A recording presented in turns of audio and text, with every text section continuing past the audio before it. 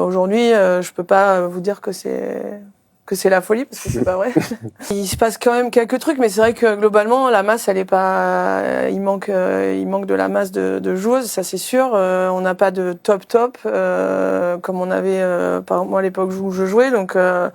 Ça manque aussi pour avoir un peu l'émulation, que tout le monde se tire vers le haut. Après, on voit qu'il y a quelques résultats qui se passent quand même.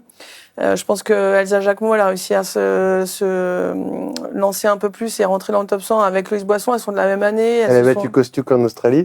Ouais, exact. Donc voilà, après il faut vraiment plus de joueuses, des jeunes qui arrivent. Je vais pas vous dire qu'il y en a beaucoup, c'est pas vrai.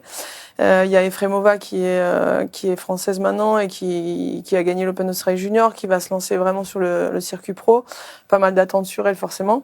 Vrai potentiel pour toi. Un vrai potentiel parce que elle a une détermination comme j'ai jamais vu. Elle est capable de passer des heures sur le terrain, de bosser comme franchement il y en a très peu qui bossent comme ça.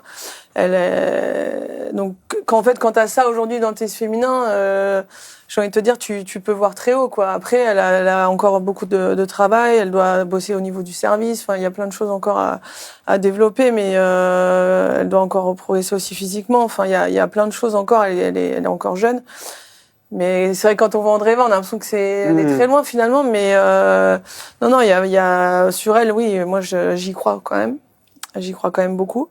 Et après, on a quelques jeunes qu'on entraîne au Centre national d'entraînement, quelques jeunes qui sont soutenus aussi sur le territoire. Mais aujourd'hui, je peux pas vous dire que c'est la folie parce que c'est pas vrai.